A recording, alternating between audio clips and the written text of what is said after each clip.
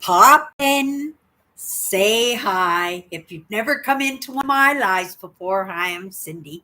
I explore the inside and the outside, and I'm happy to be here on a Sunday night. This is actually the first time today I've actually even had a conversation with anybody, trying to get a few projects done around the house, but then again, right?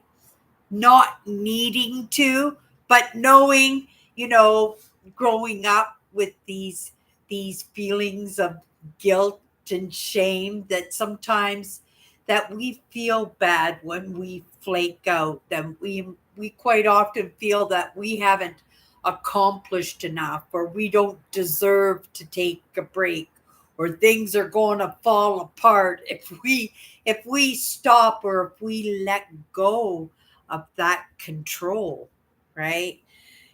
Coming up and growing up in a very dynamic family with all different types of personalities, from narcissists, empaths, borderlines, Buddhas, right? That we kind of got a good feel for each other, and we got a really good understanding of how each one of us as sisters and our parents, how we work. I would not have even thought of moving in the direction that I'm moving right now if I did not recognize myself in my adventures in my life.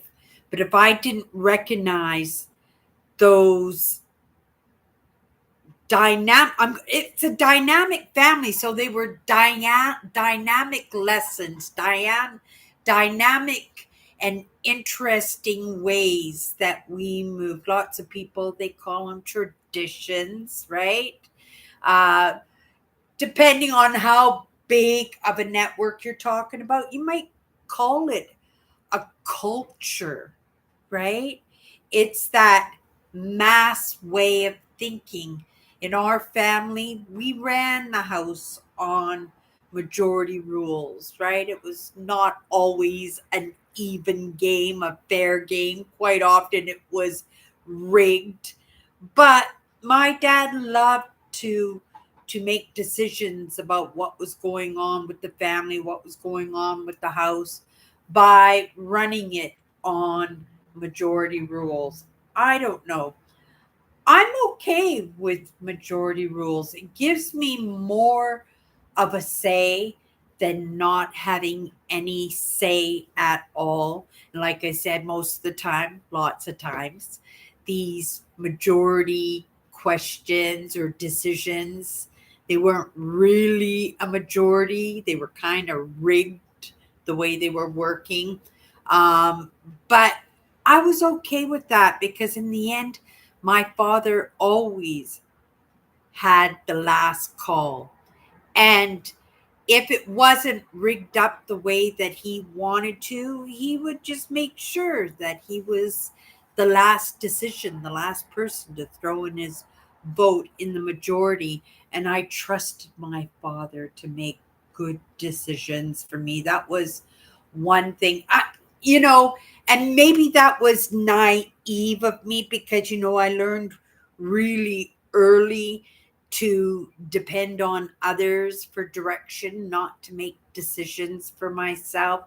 I didn't really have to make decisions. Even as an adult, I relied on my family, my dynamic family.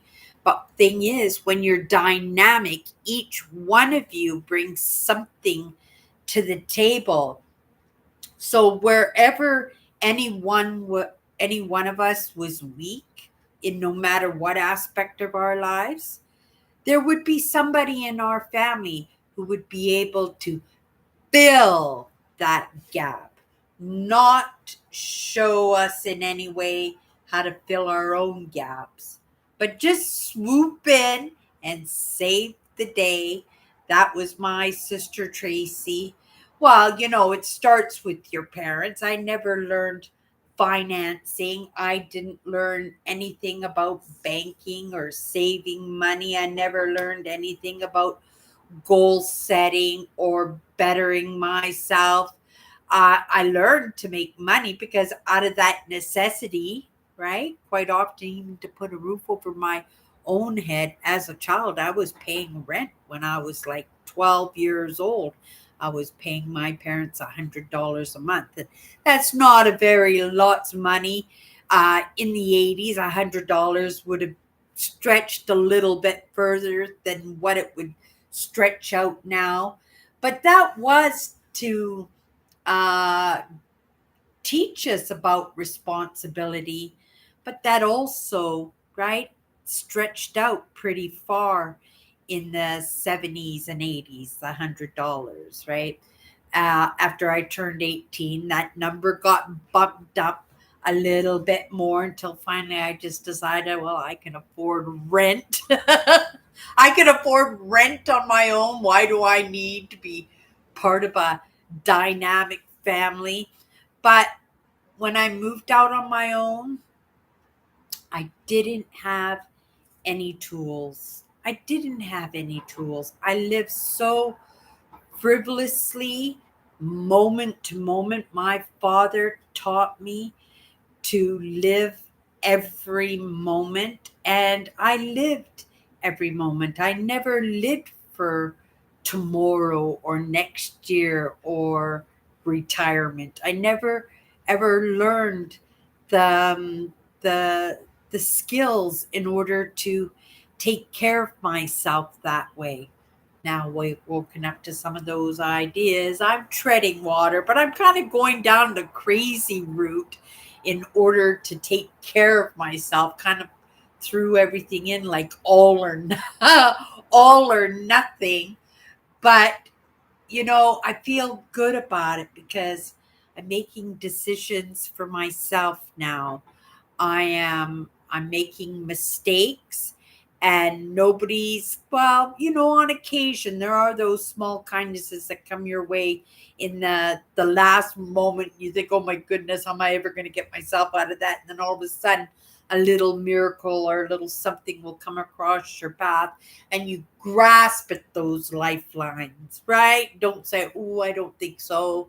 It's not polite. Like, I was brought up as a child not to ask, and it really hurt me as an adult, right? In some ways, but in some other ways, it made me very strong, very self sufficient, if you can say it that way, even though I did have, my sisters and my dynamic family to fill those gaps up in my life. I was very head buddy, and I was determined despite whatever handicaps that I might have physically, emotionally, mentally. I was going to create the best life for myself as I possibly could. And I treated my life like it was an adventure. And I have to say, my life was an adventure. And even though I woke up very, very late in my life to some of these ideas at 57 years old, I don't think that, you know, it was a lack of adventure. I woke up late, but I don't think that I would be sitting here right now if I had not had all those amazing adventures, all those crazy different experiences, all those amazing different relationships, right? Relationships would come into my life and leave my life constantly. The only thing consistent as an adult is I didn't like to move, right? Because as a child, we were constantly moving from one household to another, from one town or one city to another, one aspect of living life to trying something else to see if it would work a little bit better. And as an adult, I didn't want to move anymore. And so, as one aspect of my adult that I do notice is that I sometimes stay in places a little bit too long, sometimes way too long. I know I should be introducing physical change into my life, but sometimes we get scared because we don't understand finances. We just juggle everything. We live for the moment, from one moment to another. We don't think of tomorrow or next year or retirement. And so when it comes to making these decisions to say, oh my goodness, I want to move, right? Get kind of scared, right? Because we've had experiences that show us what happens when you don't have the proper tools and you make these crazy decisions in our lives, right? As a child, I didn't make those decisions. I didn't have any choice. I was, right? I just went along for the ride. Whatever my parents were deciding, I just kind of got dragged along, right? In that. And I didn't get any say in that at all. But as an adult, right, and paying attention to the way I live my life, to the past experiences of the past few decades, and I can see where I have dug my heels in, right? We all could have been in different places. It was just a matter of making a decision and starting to move in that direction. And I think, for lots of us, we dig our heels in and we search out those boring and uneventful lives. I can't do that. I've always, right, growing up in a unique, dynamic family and having free choice and not specifically having those tools that lots of people have, or even having tools that lots of people don't have, that I have to come about things a little bit uniquely, differently, right?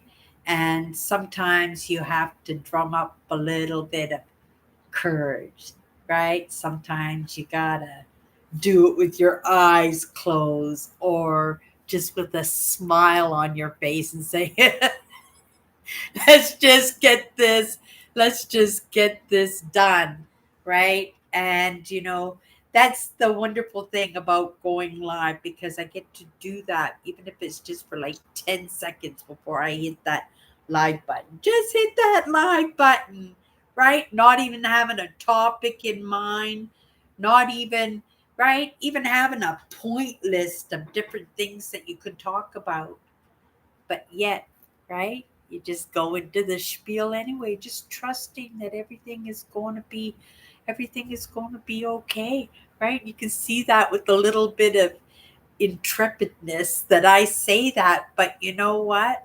Every time I come in live, right, and I just trust that there will be a conversation, there will be a lesson. If not for me, then maybe for somebody else.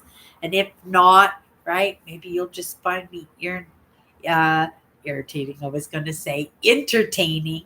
Find me entertaining, and then maybe give me another shot tomorrow in a topic that is better suited for you. Okay, you guys, let me come in and say hi. Hello. Hello, Andrew. Owen. Hanner's here tonight. Hanner's here tonight. Hello, Hanner.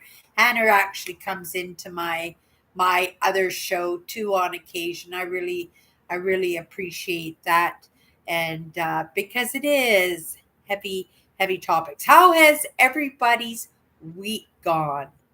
Right? Tell me one thing interesting that happened this week that was not in the norm. Now, I don't know why I'm asking that question, but I think I will play that game too. And think of one thing this week that's not the norm, that is not the norm, but something you wanted to accomplish, right? Something that needed to be done, something that worked out really well for you. Or maybe it was something you just, for me, my air conditioner. I finally put my air conditioner away this week. It was it was kind of interesting for me because I was listening to the leaves blowing around in the wind outside. And here in the fall, um, when trees shed their leaves, because we have like lots of aspen and stuff, the the wind, when it stirs it up, it kind of rattles, all the leaves rattle. And so today I was just sitting here because I didn't have the air conditioner on, the fan on, or anything. I was just listening to the wind, and I was watching the wind pick up hundreds of leaves at one time.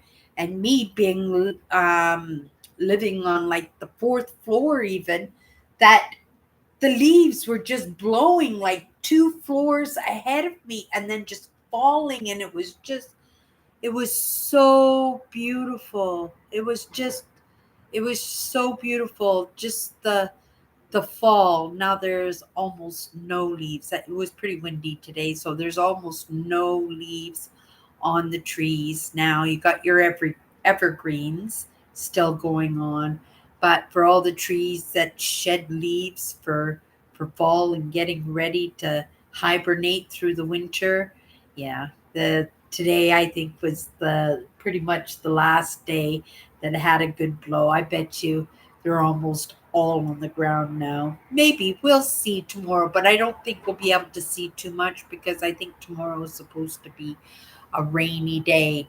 Um, Mid 40s, the mid 40s at night. How much is the mid 40s? 20s is room temperature. So it has been pretty hot. Or mid 40s, that no, that'd be just over room temperature, wouldn't you? I'm not good with the. And it was funny that you said that because I brought something to my desk, because when we had these conversations about converting metric temperatures and imperial measurement in temperatures, I found something and it was kind of a converter for that. And I says, oh, I'm going to take that to my desk. And then when we have these conversations again, I'll be able to whip it out and have those answers.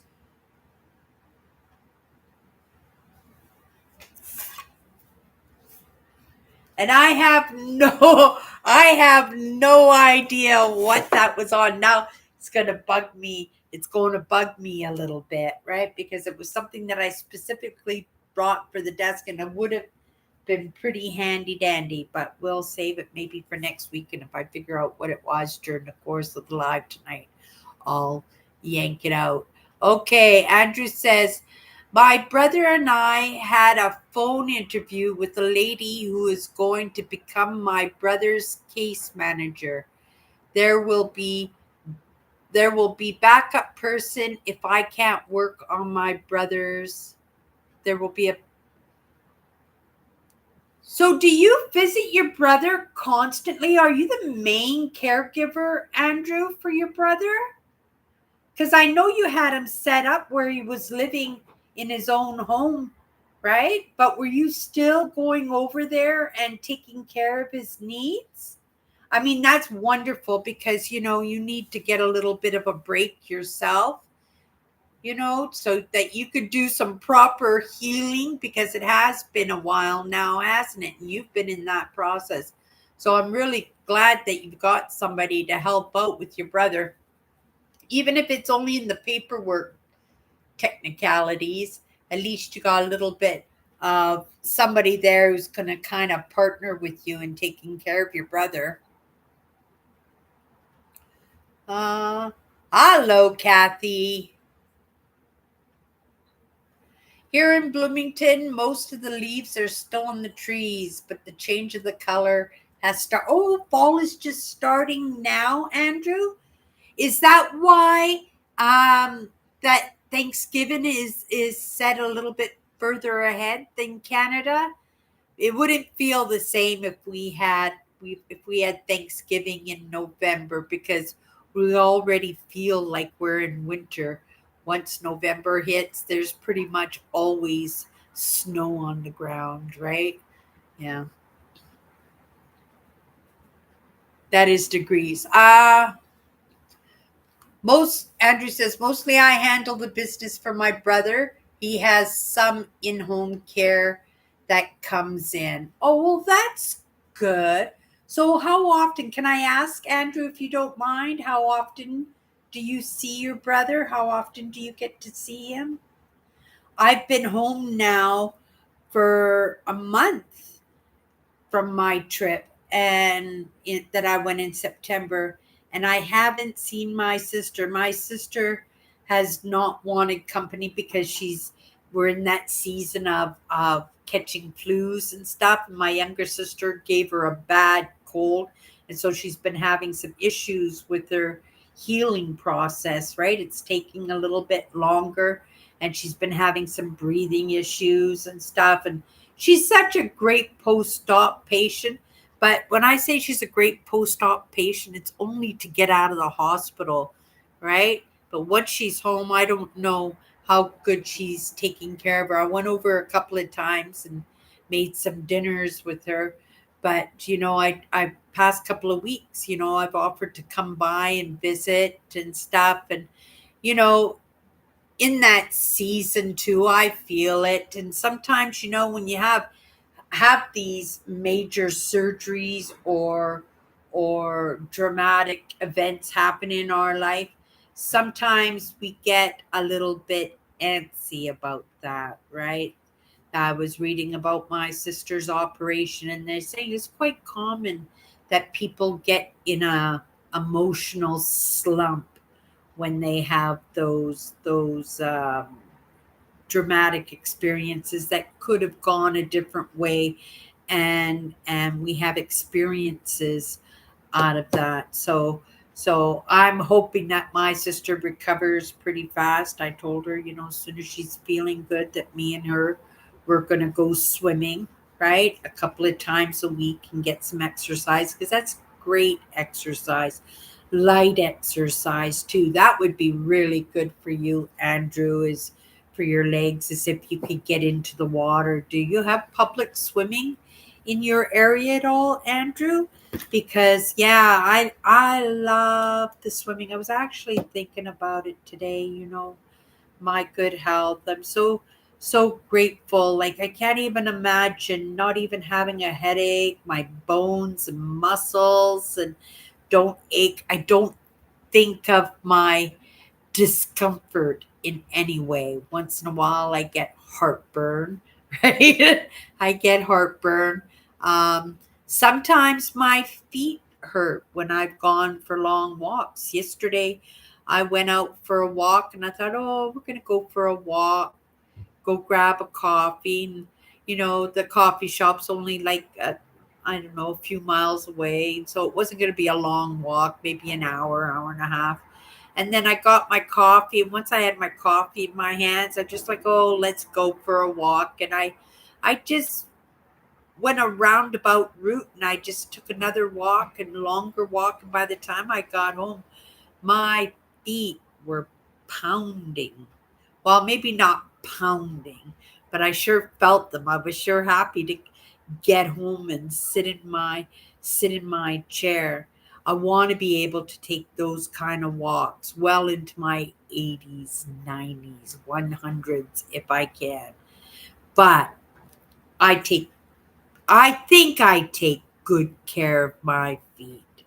I never walk around my apartment. I never walk anywheres without something on my feet, without styrofoam slippers, foam slippers, or my Keen shoes. And I don't wear the cheapy shoes anymore that are just looking nice. Like, you never see me in a totally flat pair of shoes that they need a little bit of an arch on them and stuff. But Even when I get up at night, sometimes you get up in the night, middle of the night to go to the washroom or something. I always put something on my feet. And those are the precautions that I make, right? This is how I increase my chances of being able to be mobile, that I won't have to be, a walker lady or a wheelchair lady, that I do my very best to take care of myself physically. I'm the only one in my family who goes for walks. Nobody else in my family goes for walks, and I'm the oldest one in my family. So I attribute my walks to some of my good health, but there are lots of things that I do, and lots of things that I do, like when I connect with Mother Nature and stuff. I don't think I really have any of the magic that comes to me to make me feel good, and I know that Mother Nature takes care of me lots, that I just have to get out in it, and I don't overly exert myself. I'm not out there jogging and skiing. I am not hiking up mountains and hills. I'm not playing, what do you call that, sports competitive games with other teams, though. It's not that don't enjoy the competitive games. I believe in competitive games. I think being competitive is our one of our main solutions, getting out of that frame of mind of warring and making not nice with our neighbors, right? I believe in good sportsmanship. Take somebody out, but after you take them out, you shake their hand and you let them know that they did a good job, because if they did a good job, it just said you won. Well, it just makes you look even better that way. But I believe in good sportsmanship. I think a lot of wars could be resolved by having, the Olympics every year and not every 4 years, right? Have the Winter Olympics and the Summer Olympics and do that every year, right? And I think that would be a good way for us to get to know our neighbors, and for our neighbors to properly represent themselves, because if they get the city for the Olympics, oh, that's probably why they don't have the Olympics every year, because of the cost, right? Because I know they do auctions, right? Kind of like an auction where the different cities get to bid how much money they're going to invest, and they get to draw up engineering plans and stuff to show how they're going to house the house the competitors, and how they're going to make it a big tourist money event that makes it so people want to come and visit, and the money event to actually make it so that, whatever city wins the bid actually can recoup some of the money that they invested in being part of the Olympics, right? I've never been to any of the Olympic Games. I know when I was watching TV, the Olympics was something that I did watch. I would watch the playoffs for hockey, right? The hockey playoffs for the Stanley Cup. I would watch figure skating. I like the figure skating. Sometimes the dog shows, when they win best dog or something. Sometimes those.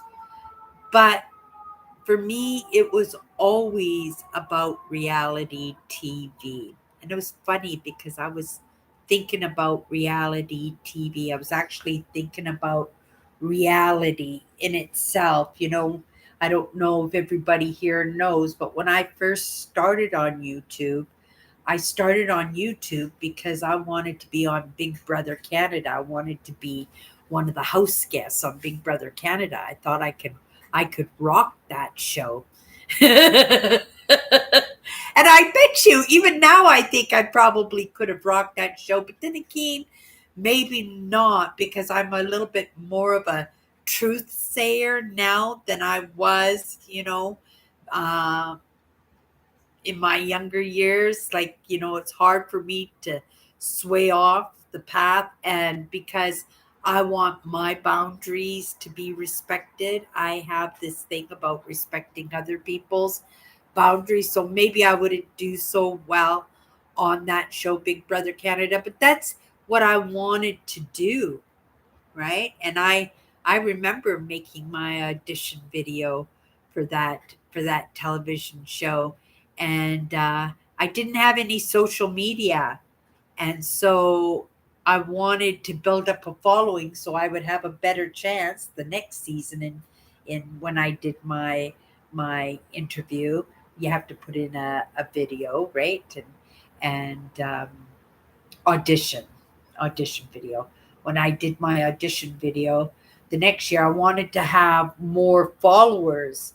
And the funny thing is, I moved, I pivoted, I made some choices in that. And when I came back after getting rid of my TV, and I went to visit my sister, and I walked into her house. My sisters love Big Brother, right? They love the Big Brother series.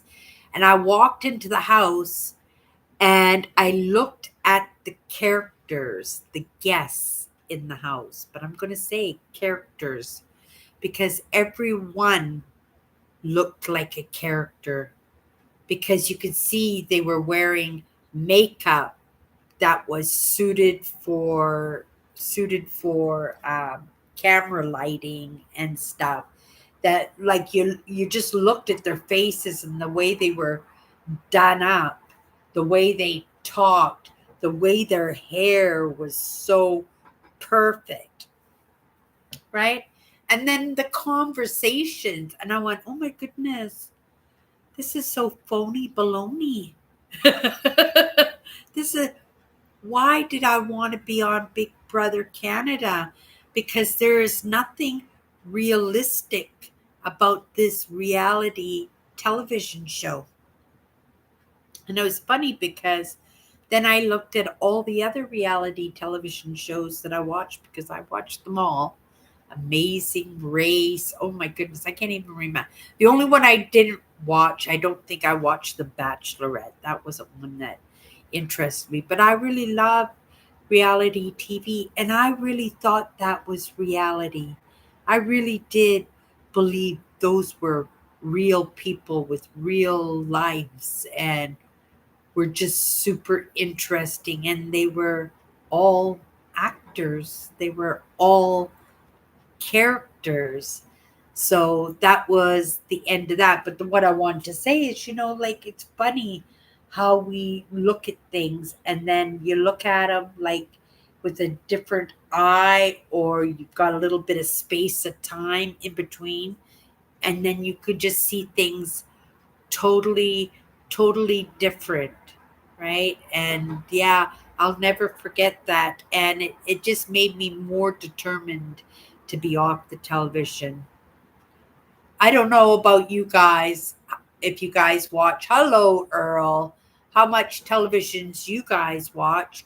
Um, but for myself, none. I've even got a few DVD movies here that I've been wanting to watch, but it doesn't, right? They're still here, but they're still not watched. And it's really different for me, because reality for me is what I'm doing right now, the way I'm living right now. And yet, if anybody looked at my life, looked at the way I was living, looked at the way I was moving, looked at the way I was thinking and feeling, they wouldn't they wouldn't recognize that as real. They might look at me as the character. That's how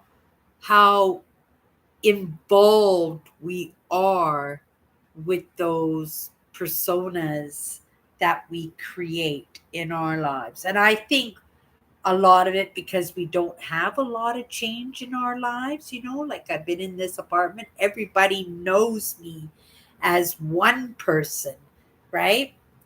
But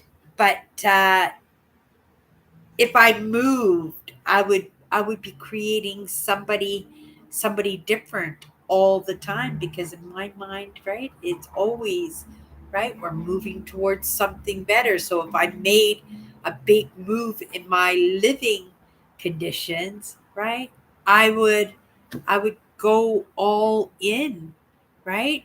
It's like if I had all kinds of problems in my life, I would just say, let's just get all the stuff that we have to do done now. Anything that's difficult, anything that's painful, anything that's going to cost money, anything that's going to physically hurt. If we're hurting anyway, if it's going to be hard anyway, let's just do it all now. Let's just get into the mess, because the sooner we do, the sooner it's over. Right? And then you're on to something better. I'm not somebody who likes to have a little bit of ache and just say, "Oh, right, I can't take anymore. We'll try again next month." And then because we're just extending that pain, those difficulties, and we're making something that we could get out of possibly in a few minutes or a few days, and we're making it drag out. And when we make the miserableness drag out, it makes us miserable. And when we're miserable, then what do we have to do? We got to find ways to get ourselves out of that miserableness, right? And my sister, I think she's having a difficult time. I think that operation maybe, right? We all wake up to ideas in different ways, and maybe this is an opportunity to create something magnificent in her life. And I really hope for that, right? But isolating ourselves is not a good thing, and it's something I'm paying attention to even in my own life, right? When I feel that I've been isolating, if I haven't gone out of the house, like today, I didn't leave the house. So that means tomorrow we leave the house, right? We go for a walk. Hopefully, right? There's still some leaves on the trees that I can actually even still. Well, I'm sure if I walk into the forest, because these are just street trees and our streets are like wind tunnels, right? So it would definitely take the leaves off the trees. But I bet you tomorrow, if I go down to the river and just walk in the forest area along the river, I bet you there's still lots of leaves on the trees. So maybe that's what I'll do. I'll go for a walk along the river tomorrow and just, right, take in that extra oxygen, take in truly what I feel is real for me.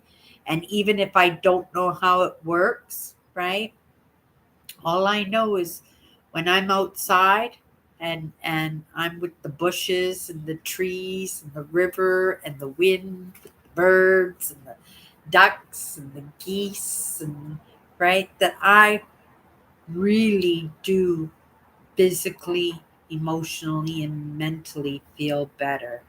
And in the moment, it might be hard, right? I might not feel like going for a walk. Maybe I did wear the wrong shoes. Maybe it is a bit of a struggle, but I'm still gifted in that. And so when I say everybody, right, it doesn't matter what you do outside, how you get the nature in, it's just a matter of getting it, right?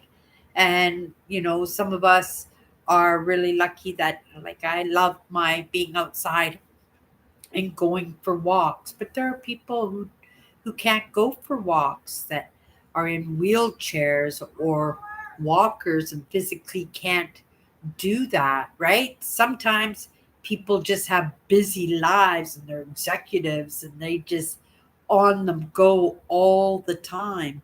But from the office building to the taxi. That's their outdoor time, right? That they're not making specific time, just saying, okay, today instead of going to a restaurant, let's just grab takeout and go sit at the park on a bench.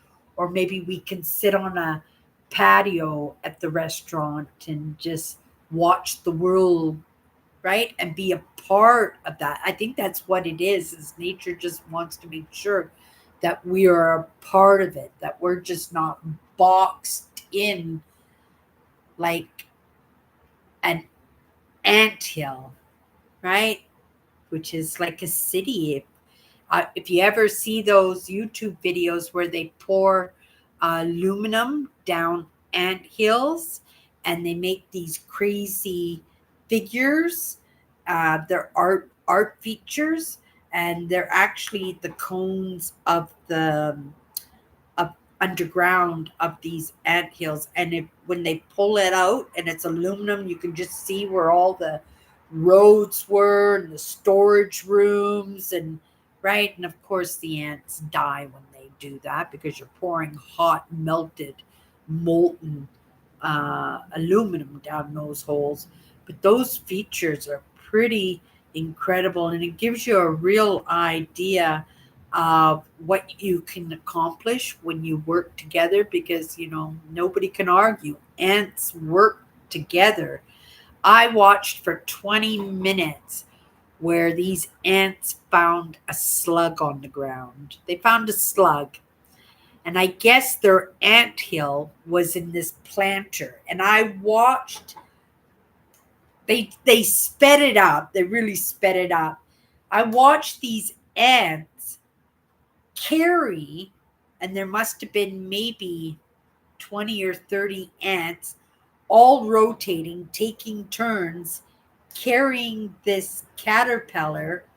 It was a caterpillar, carrying this caterpillar across the yard to this garden pot, and then just carrying this huge, it was a huge, right, caterpillar, and they got it up over the ledge of this big planter and into their ant. I know it was not an anthill, it was an anthill in a planter.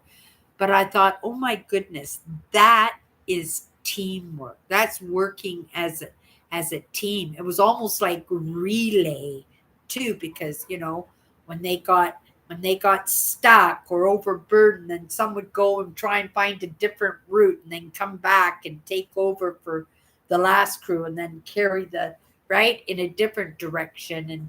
And in this process, I was watching because I was on YouTube, but in the background of whoever was videoing these ants, they were all in conversation and in awe. And they were cheering on the ants when they were right, and it's really incredible. And there are so many. Most species work as teams. Humans, we are a little bit distrusting, aren't we?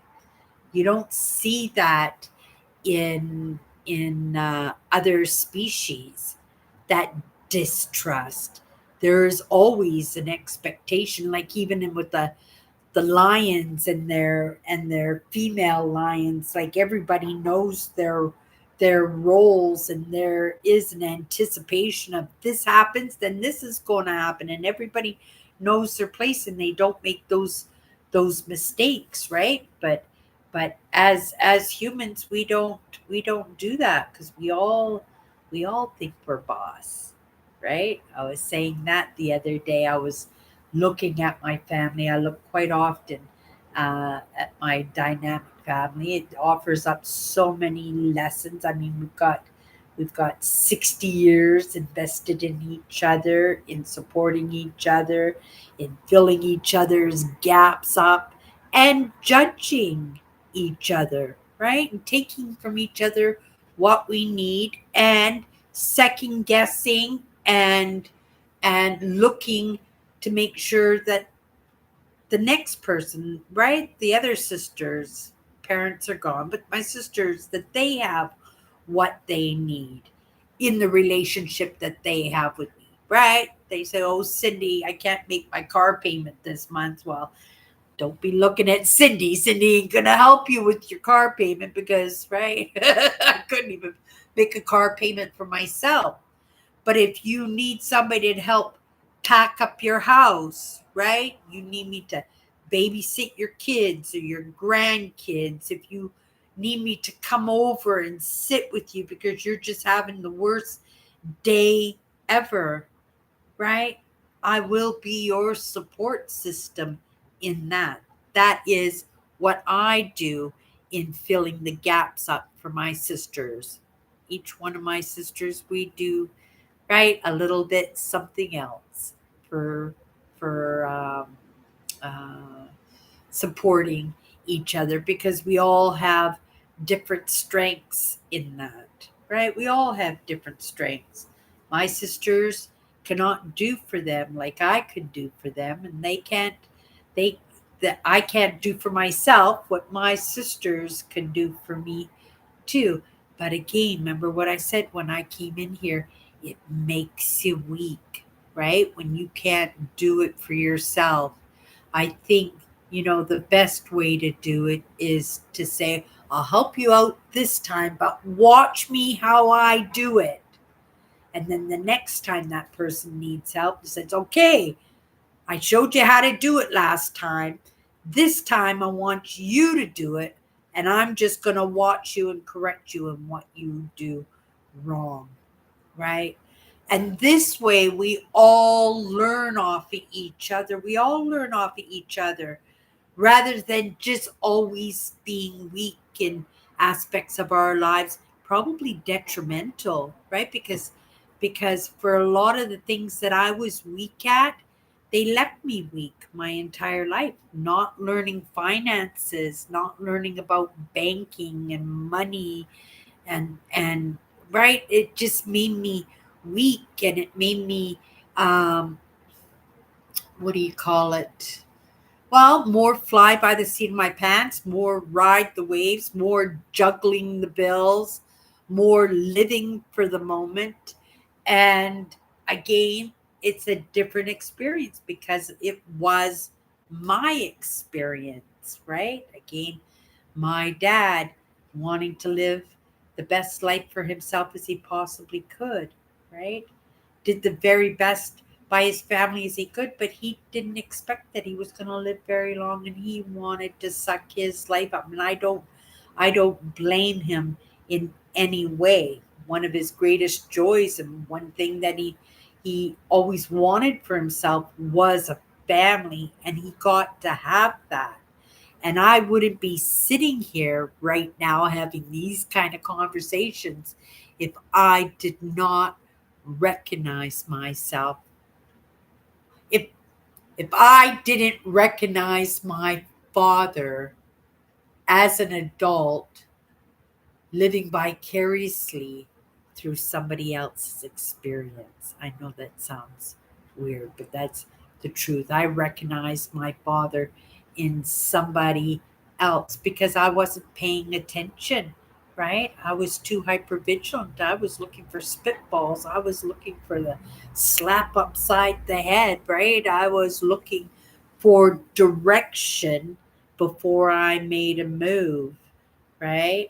I didn't have anything to say unless I had something nice to say, right? And that's the truth. I tried to be the least amount of trouble growing up as I possibly could. And lots of kids, they live that way, right? They live that way.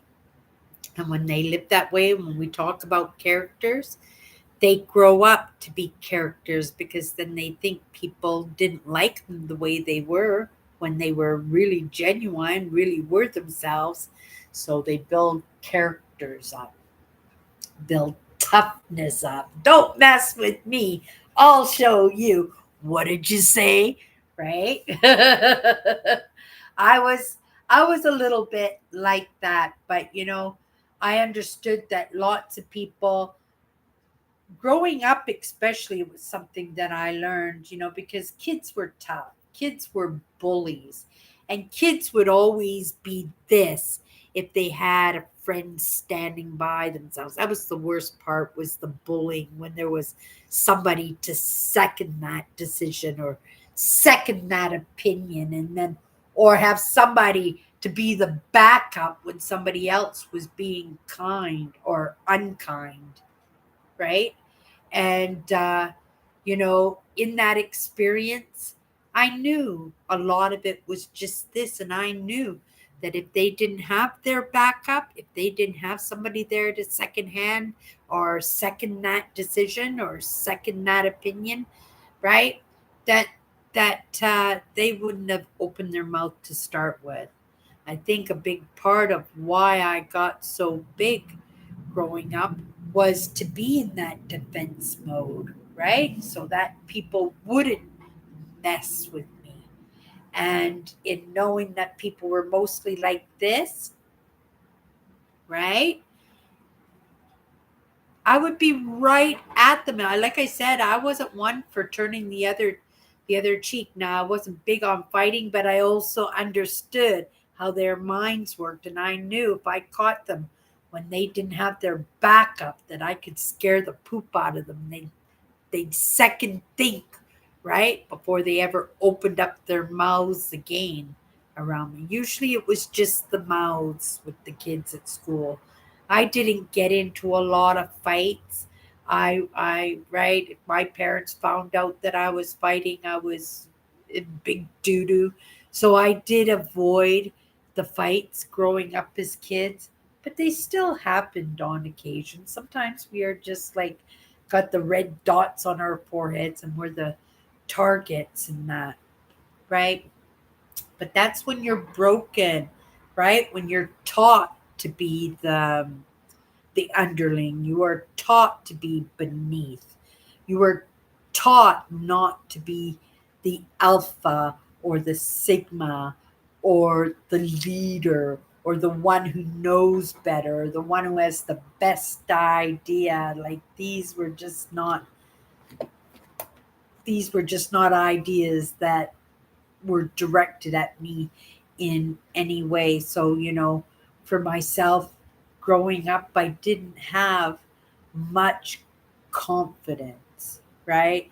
I didn't have much sureness in my own decisions, and a lot of my dynamic upbringing, right? Kind of dictated me to have a lot of blank spots that got filled up by my family in a way that made me weak. And it was it with ill intent?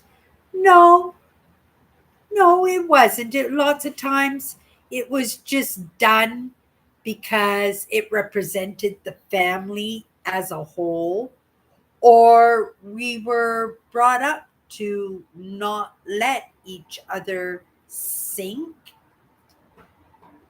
and sometimes it was just in that's family. You never deny your own, because in the end, that's all you've got.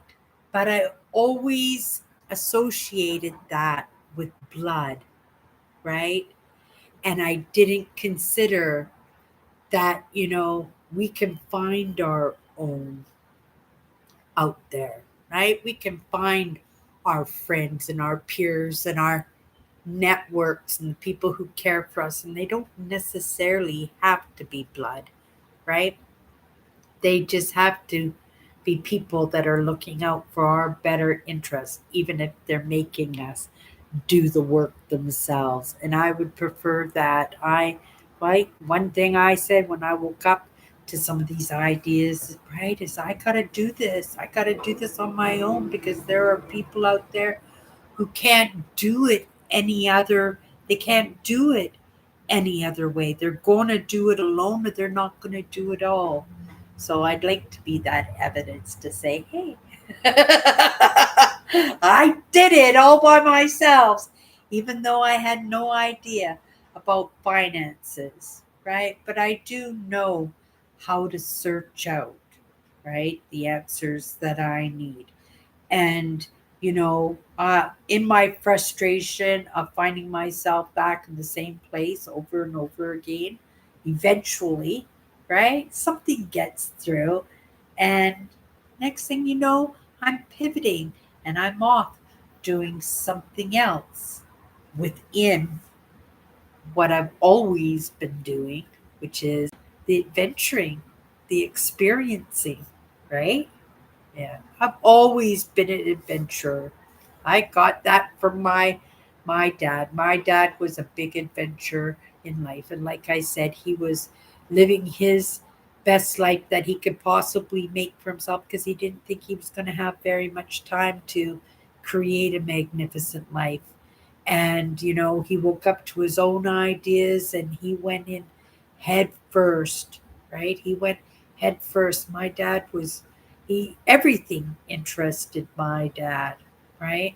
I didn't have a lot of commonalities with my dad. A few. We both liked metal detecting. That was something we both liked to do together. We liked playing chess. So me and my dad would play chess. We both liked going for walks. And even though my dad, by the end, he could barely walk, but he could go a block, he'd walk me to the bus stop or something. We both enjoyed the walks, but we enjoyed that time that we spent together, just spending time together, being side by side, him doing his thing, me doing my own. Hold on a second, I got somebody at the door.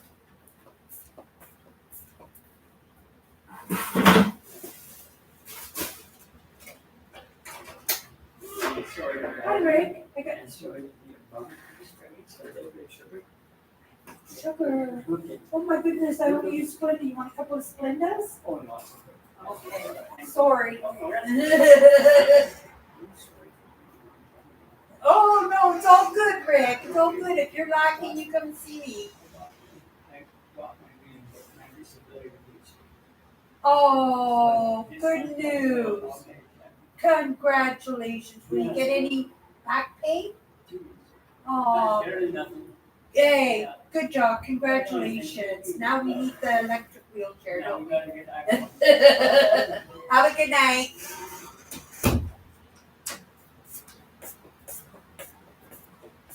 Sorry about that, you guys. That's actually a gentleman at some point that I would like you guys to meet. He's somebody I've known him for decades. He was a bouncer in a bar that I was a waitress and a bartender in. And life is kind of incredible, because there are angels in every aspect of where we are. Just because you don't hang out with the homeless, there are angels in the homeless, and they're right. He is one of them in those communities, but you wouldn't always think that he was the most beautiful angelic person in the world, right? But he loves God, but he has put his life through a ringer. He most definitely has in making his own choices, and we all make our own choices, good ones and bad ones. But yeah, he stopped by to get some sugar, but I didn't have any sugar for him. Yeah. Oh my goodness. Yeah, but that was I thought it was actually my nephew though. Okay, let me see. Come back in the comments here a little bit. Uh, Andrew says, I may have mentioned it before, but I've noticed in the past few years how people seem to be increasingly reclusive and self isolated. This has been a big topic for me this week, Andrew, about isolation, especially, when I find that sometimes, that I'm isolated too. Like I spend a lot of time on my own. But I'm sure, Andrew, you spend a lot of time on your own. I think if you hang out with me, you probably do spend quite a bit of time on your own. It's just, right? Sometimes it's just in that comfort, safety, the ease of the world now, because you can even get your meals to skip the dishes, and everything is so laid out for us with our phones. We have the same technology in our phones as what the astronauts had when they first set foot on the moon. Isn't that crazy? Every individual who has a phone has that same technology. And I was actually listening. Oh, what's his name? Chase. It's a new thought leader on the circuit that I've been listening to later. He's an ex CIA agent, Chase something, and he was talking about media, how everything is a sale, everything is in influence and manipulation, and how nothing is real out there, and how important it is for us to stay human in what we're doing, because we were talking about characters earlier today, how sometimes that we live a certain way for so long that it becomes our persona, right? And I get it, because I've been, working in social media now for over 10 years. And even in my own process, because you think you got to be a certain way, think a certain way, be on a certain level of understanding. You have to be in a certain state of representation. Is that what I'm going to say? Professionalism. That's what I'm going to say. And if you guys have been hanging out with me for any length of time, you know, it's not like this here is my job. It's hard to explain. In my real life, if I was going to work at a 9 to 5 job, I would be professional. If I was a secretary, I would be greeting the customers as they were walking in the door, the clients as they were walking in the door. I'd be wearing nice office clothes. I would be doing my hair. I would be going out for drinks after work.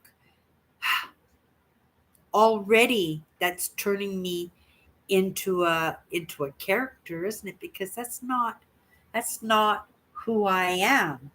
Here with my brand, right? This is where I kind of have a problem untangling those wires, is in that professionalism, because I want to be genuine, I want to be honest, and I want to be who I am, right? Understanding I'm changing all the time, right? And I have good days and bad days, and good weeks and bad weeks. But that whoever I am in the moment, that's me. That's right now. This is me. This is me. This is genuine who I am in this moment. But if I were sitting in an office, right, I would be a character, one of many characters that I could whip out of my pocket in a moment's notice. And that's a truth. And I'm sure lots of us, right? We have a persona for church, we have persona for school, we have persona for work, we have persona for the playgrounds, we have, oh my goodness, when we go shopping, when we're going out with the girls or going out with the guys, right? These are all personas. But if you woke up the next morning, would you be that person? No, right? So no matter what, I have to be the person that I am. That's why I was so grateful for having the job that I did in that little thrift store that put the roof over my head. Because for one thing with that job, the company not only let me, but encouraged me to be myself, right?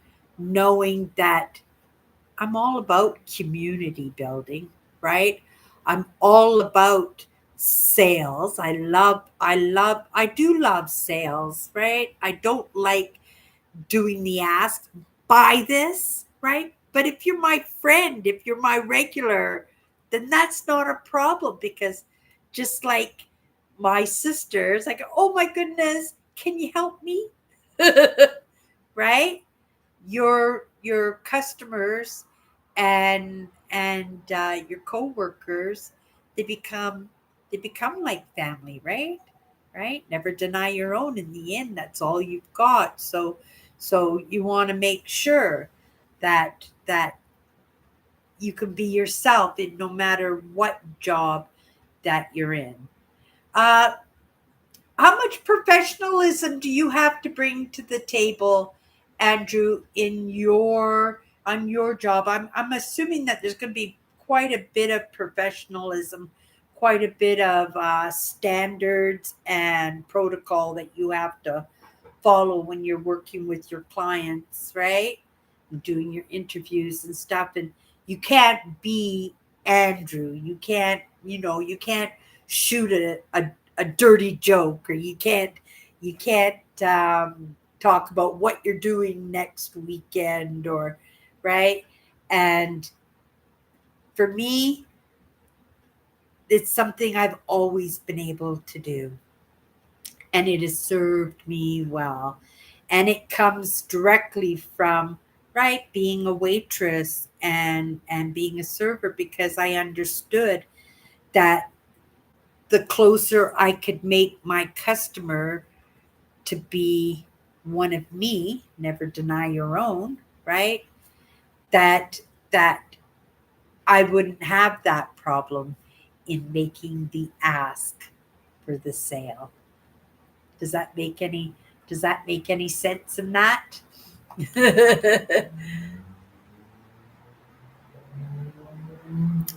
I spent a lot of time on YouTube. That you're saying, Andrew, to the TV. Uh, I once heard a young from a reality show say afterward that reality TV is not is not reality. No, I couldn't imagine. I right if I went into Big Brother Canada, I'd have to go in just like this, and whether or not that would be acceptable, in my opinion, it would be, right? Because of my own experience in being a waitress and a bartender, and in all those jobs that I've had that depended on community building, and all my jobs for the most part, right? But in the community building, I'm building that community for me. Got it? Like even here, right? You're right. How often do we have people come in here with the gutter mouths, and they go, right, F in this and the S word, and very rarely do they. They don't come in here because we have a community that's kind of based and made to be working in that way, right? That there's a place for that community, but that's not this community, right? So as much as I have personal boundaries, I try to bring the boundaries to my live show, but you can't always, right? That's how come I have so many moderators. That's how come I have so many moderators, because they kick out all the riffraff. There's all kinds of riffraff, but they get rid of them so fast that we never even know that they're here. But that's not the truth. It's just because we built the community for ourselves, right? That this is our community, and these are the rules and the boundaries, and this is how we created it, and this is what makes it so that we don't have to deny each other, right? Right? Because we got each other, right? This is what we've got. And if anyone, right, went against one of you guys, we would all be like on them.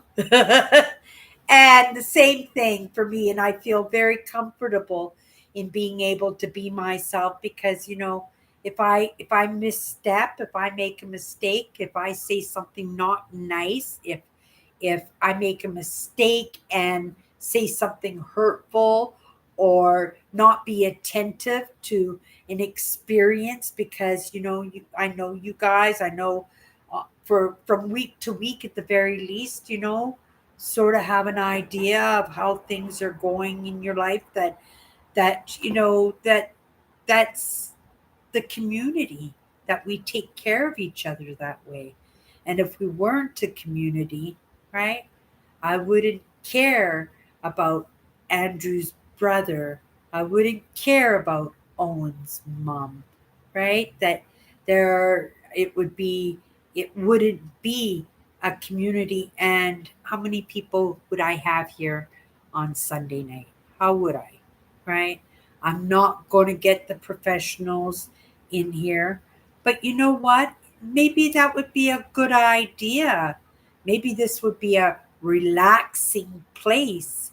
Maybe this is where we can let our guards down, be our real selves, start dipping our fingers into something a little bit different that we've never tried before. Because, for myself, you guys, I have to say for myself, if I had started off phony baloney, and it quite possibly I could have, right? Because in everything I ever walked into, I've always molded myself to accommodate others, right?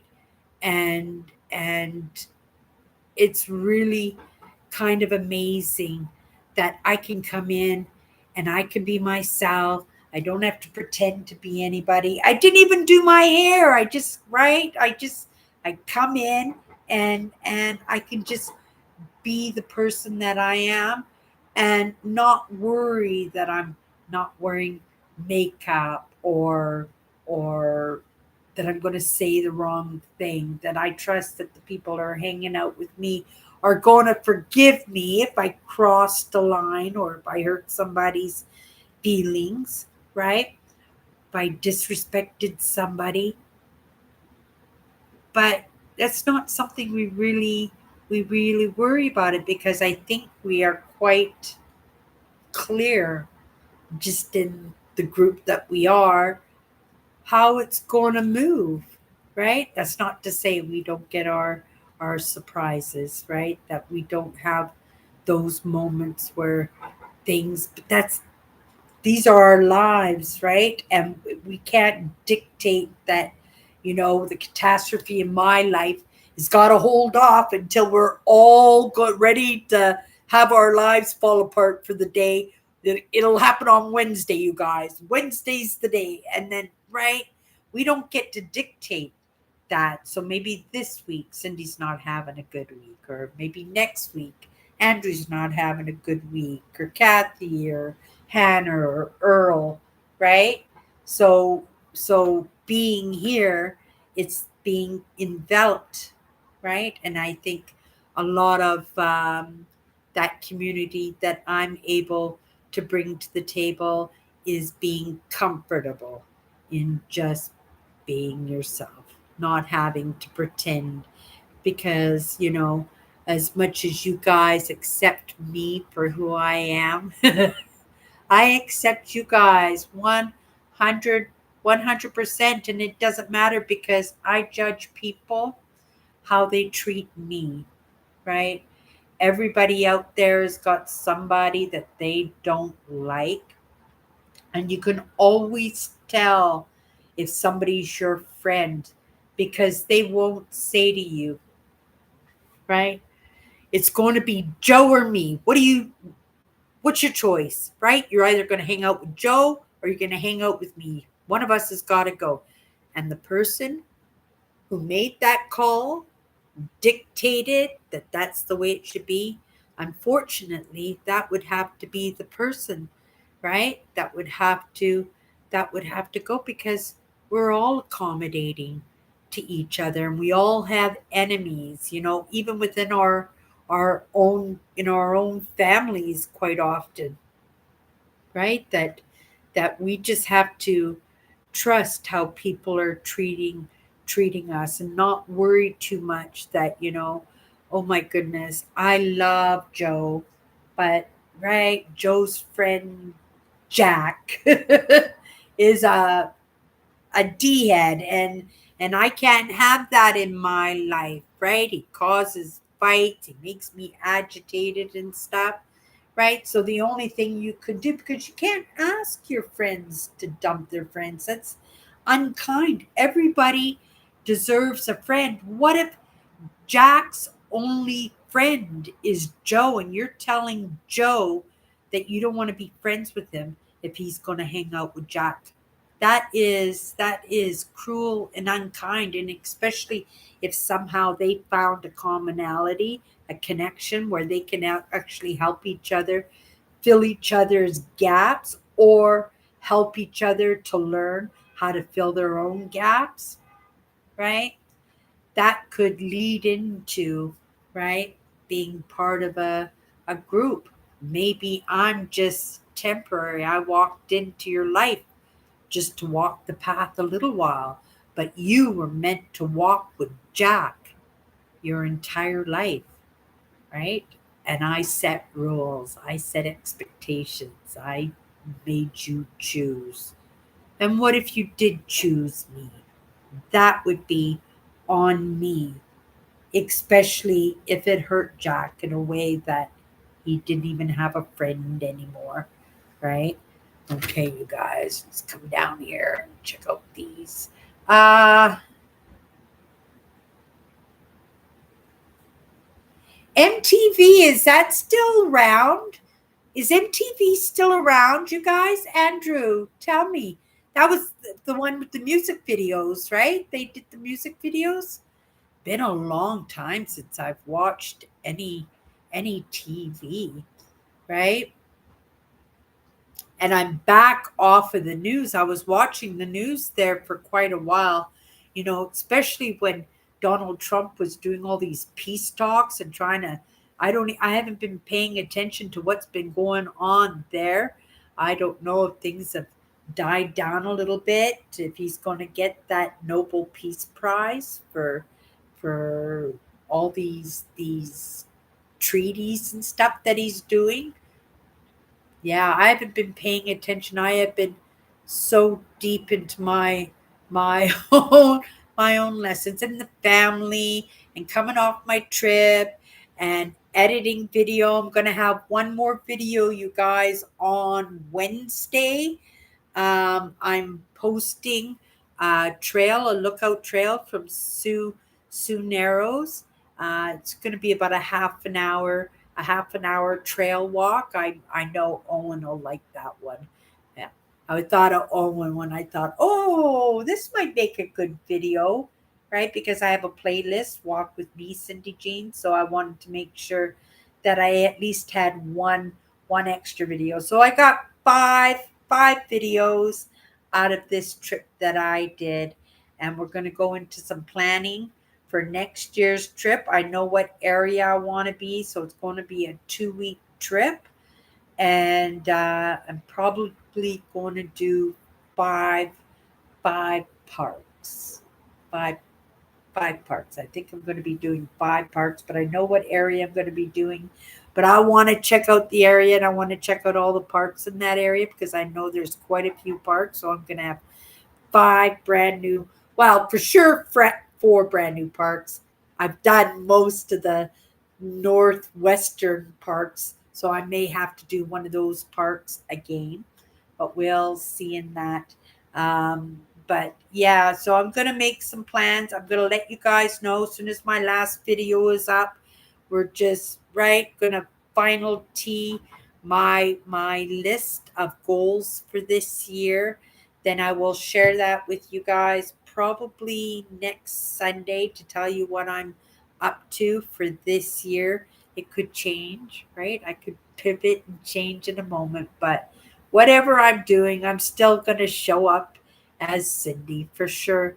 For sure, I am. And I hope at least everybody sees that. I might not be uh, professional and tight, but, at the very least, I think people would recognize that, I'm genuine and human, right? In whatever I bring to the table. So if I bring out good, amazing. If I don't bring out the good, right? That's okay too. And I hope that I would just be forgiven in that. And somebody, oh, Cindy, that's Cindy. Uh, she's cute, but we'll try her again next week. Just today's not her day. And I have those days. Everybody has those days. And if I didn't have those days, oh my goodness, that would be a line itself. And I would have to say, you guys better take a closer look at what I'm bringing to the table, because I should be having those hiccups, right? And that's what makes us human. I can't imagine that I would ever have it perfect. It doesn't going to stop me from trying, right? That's just the nature of who I am.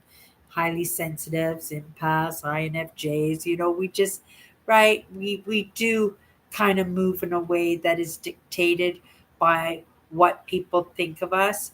But, in being the person that I am and recognizing if I'm just the person that I am, even if it's the person that I am in that moment, right? That's better than coming to the table and having somebody see me and say, oh my goodness, she's just lying through the right skin of her teeth. And that's the most wonderful thing about what I do. I don't have to second guess. I don't have to cover my tracks. I don't have to check my statistics to say, oh, did I say that? Right? Oh my goodness, I better double check that. And oh my goodness, I got to say this because this is what I said last time we talked about this subject, right?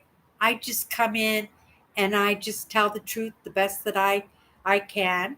That's that's who I am, and I'm not always perfect, and I make mistakes in that, but I just recognize and I'm optimistic that people will recognize that at the very least I came in the person that I was in that moment, right? And if you guys ever see me come in and my hair's all fancy and I've got the makeup on really thick and I'm all sparkling with jewelry and I'm talking with great big fancy words, then right, that Cindy needs to be sorted out, brought back brought back to earth and put into a grounding session for sure, right? Because it's the things that I ground in make it possible for me to be the person that I am here, right? I know lots of people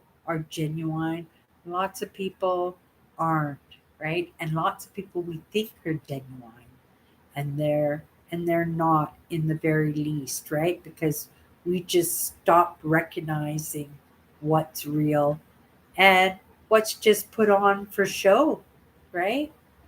Okay, you guys, let's come into the comments here. Oh my goodness. Uh People need to give up TV. It's slowly moving out. Everything on a TV you can get on you can do it on online with YouTube. Uh Different things. I love research. I'm usually in Google Maps every day.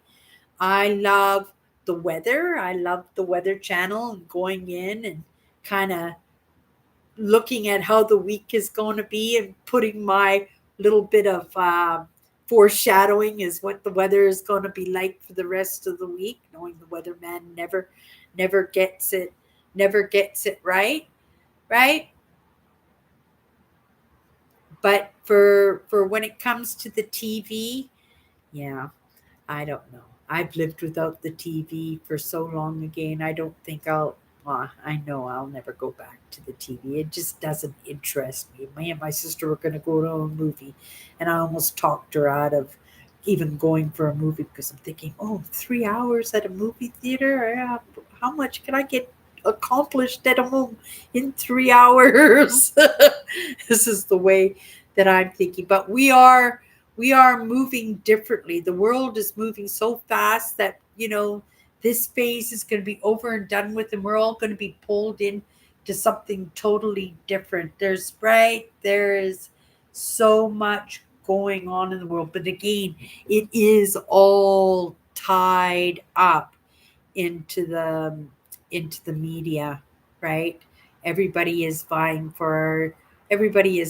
for attention, right? I'm online all day, and I'm being sold to all day, all day long, right? All day long. And it's going to be my own discernment for me to pick through what's true, what's not true, what I need, what I don't need, and make those decisions for myself. Because if I can make those decisions for myself and make good decisions, then maybe I can be the evidence for somebody else that says, oh my goodness, Cindy did it. Maybe I can too. Okay, you guys. Gonna tie it up now. Andrew says, as I've gotten older, I've become aware how little I was taught about handling money and how to live daily life and how to interact with people. Thankfully, I've done a lot of catching up. Uh, that's really interesting that you say that, Andrew. For me, I was socially dysfunctional. Um, but I had made some really good decisions for myself in my early 20s. And when I did that, um, I found waitressing and working as a bartender and working in nightclubs, it brought me out of my shell. I also had a great group of friends, very dynamic. Remember, we can't say, right, Joe, right, you either get rid of Jack or I'm not hanging out with you anymore. I wouldn't have had any friends, right? Otherwise. So there were lots of people, lots of friends in my life who had friends, attachments, and stuff that just kind of hung around with us all the time anyway. So it was being learning to socially maneuver within social groups, and the friends that I had in my early 20s and the jobs that I had in my early 20s, it pulled me out of my social awkwardness, right? It didn't give me any confidence but I did find a group that I did think cared for me. I did find a job that I loved and offered up the idea that didn't necessarily mean that people loved me, but right, in what I had to offer and in those relationships, in those working relationships, right, we learn to make friends. We learn to be less socially awkward.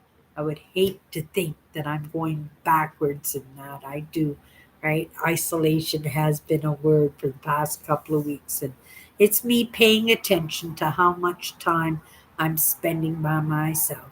I'm getting out there, but I know that it would probably be healthy for me if I was more out there. So, when I'm looking at jobs and going back to work and stuff, honestly, I'm looking at bartending and nightclubbing and waitressing. Those are the jobs I'm looking at because those were the jobs that I were good at, and those were the jobs that made me feel good about what I was good at.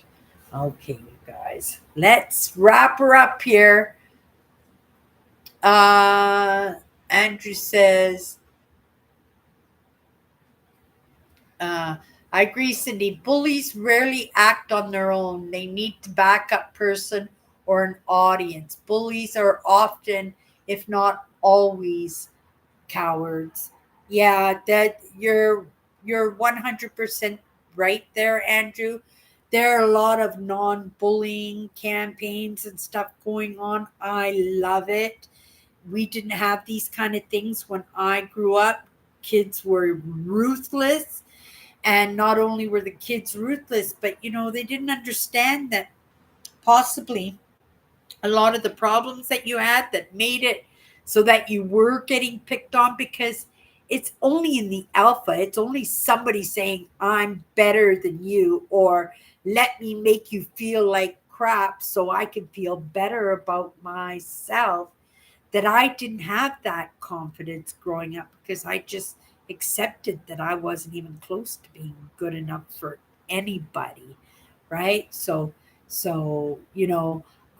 Finding those jobs that made it so I was not so socially awkward, they helped me. They helped me lots. They helped me to find people that, made me feel that I belonged, that I was had some value into that. And once you got a little bit of that, it was easy to be a little bit more hungry for that. Right? You just keep moving forward, just getting better and better at what you're not good at. And I'm so grateful for the lessons that come across my path, right? For the jobs that came across my path, because maybe I would be sitting here right now talking all comfortable, right? Right? I might be sitting here with mascara up to the corners of my eyes and green eyeshadow and funky hair and funky outfits and dancing and putting on a show and yeah, no. That's not me, right? But that's somebody, and that's okay if it's genuine, right? Just show up the way that you are in the moment. Doesn't mean that tomorrow you're going to be that same person, but you can show up as that new person, right? Just be genuine in that, because change is okay. It's okay. Change is actually absolutely amazing. I have been so many different characters in my life, right? I'm glad things have slowed down a little bit in the aspect of oh my goodness, what's Cindy changing in today, right? Right? That it's a little bit more comfortable and a little bit more acceptable to me, and I'm able to change within the change that sometimes just becomes the norm. It's just the way it is, and that would be amazing if I could get to that point. Still a ways, you guys. It's still a ways. Okay. um Everybody, that's going to be my show tonight. I hope everybody has. I wore orange tonight because it's the last of fall, and it was so beautiful sitting in my chair today. Right, I was going to edit video, but for most part of the day, I just sent off some messages, did a little bit of contemplation, stayed in the lessons, and just watched the leaves, right, and the wind and the fall and the birds enjoying the wind currents and stuff. It was a nice day today. It really was. Okay, you guys. Have a great night. Thank you everybody for popping in. Aw, thank you, Kathy. I think so 100%. I think so 100% too. Right? This is what makes our group so special. Right? Okay, you guys. Have a great night. We'll see you next Sunday. If you want to pop in tomorrow, I'll be alive tomorrow at 9 p.m. If you want to pop in before you go to bed tomorrow night, kind of hang out with me. And if not, we'll see you next Sunday, right? Or you can come in on Wednesday and I'll have that trail walk with you guys. You guys can come and walk with me on a trail. Listen to me huff and puff as I'm walking up the hills. Okay, you guys. Have a great